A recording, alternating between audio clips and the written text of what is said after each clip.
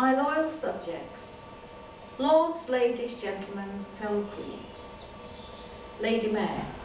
Is she here? Well, it ends up for everything else. One sniff of the free buffet. Thank you for gathering to honour the nuptials of my favourite grandson William, or Little Willie, as I affectionately like to call him. Yes, I'm always teasing my little Willie. As you know, last year was one's Annus Horribilis, and I know many of you will have seen quite a few Anus Horribilis hanging out at the Key West sauna. Dear me, just my little joke. She's a very lucky girl. They were indeed a long line of people hoping for a bit of Willie, but it was Colin and Kate who pulled it off in the end. And it couldn't have been more convenient. Kate's family's in the party supply business, which has saved us a fortune in buntings and paper plates. Indeed, Harry loves to get all his supplies there. We can't keep him off the poppers. Talking of saving a fortune, it's a good job Margaret isn't with us anymore. She'd have drunk the bar dry by now. And I'm glad all the gay men are there at Cliff House, as I know most of you are partial to gulping down a few. You can all spend as much time as you want on your knees. I'm not going to knight any more of you. There's enough gay laws as it is. Right, that's fine, Lizzie. Cut. It won't be much longer. Oh, I hope so. Where's that bloody lighter?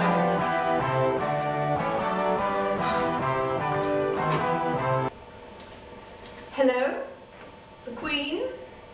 Speak? Ha. Andrew. No.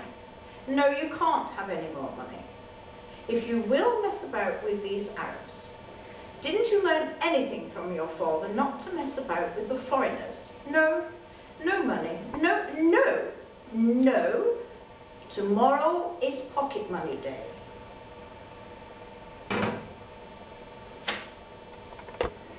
Actually, talking about money-grabbing sponges, can you all do me a favour? You see, we keep catching Fergie trying to sneak into the palace to steal things. And by Fergie, I don't mean the Manchester United manager or the lead singer with black-eyed peas. No. I mean the yo-yo dieting ginger one. We asked her for the palace key back when she left, but she must have made a copy because things keep disappearing. Anyway, if you happen to see a mop of ginger hair with sticky fingers stealing the silver and the drapes, do me all a favour and shout, "She's behind you." Well, I've always said life with the Royals was a bit of a pantomime, cross-dressing, parlour games, water sports, comedy big ears, and that was just when Edward got us involved in It's a Knockout, or It's a Cock-Up, as the PR team like to call it. Anyway, I digress. Back to the wedding and this year's austerity. We are doing our bit not to burden the great British public with the wedding bill, which is why we've come a bit more commercial.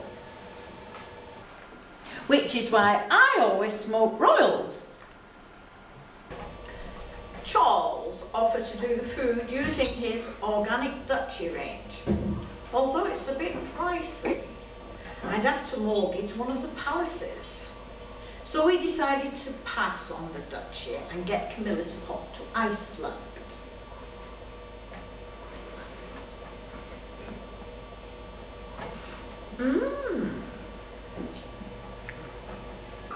Apparently she's doing a finger buffet, but I won't be going near her prawn ring.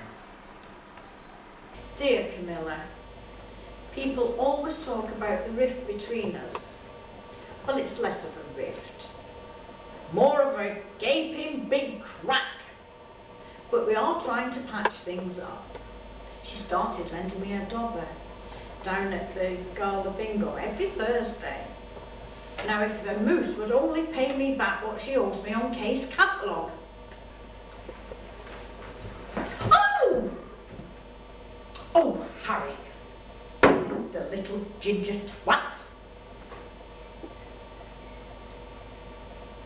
We like to call him Harry Pothead. Well, he prefers that to Harry Hewitt. One only hopes he doesn't stumble into the wedding dressed as a Nazi. As part of our cost cutting, we've also decided to get rid of the summer for the royal horses, so we haven't invited Anne. I'm afraid we weren't able to invite all of you, which is why I am delighted that my fellow queens at the Cliff House have decided to host all of you. On behalf of William and my new granddaughter Kate, I would like to thank you for supporting the royal family and supporting something called Pride Torbay.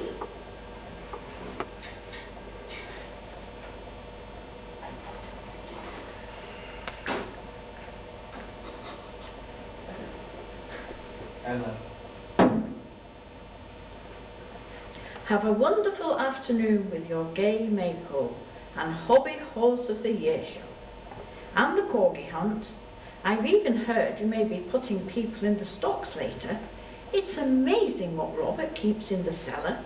And you'll have a wonderful buffet later with all the lovely people at Cliff House have put on for you.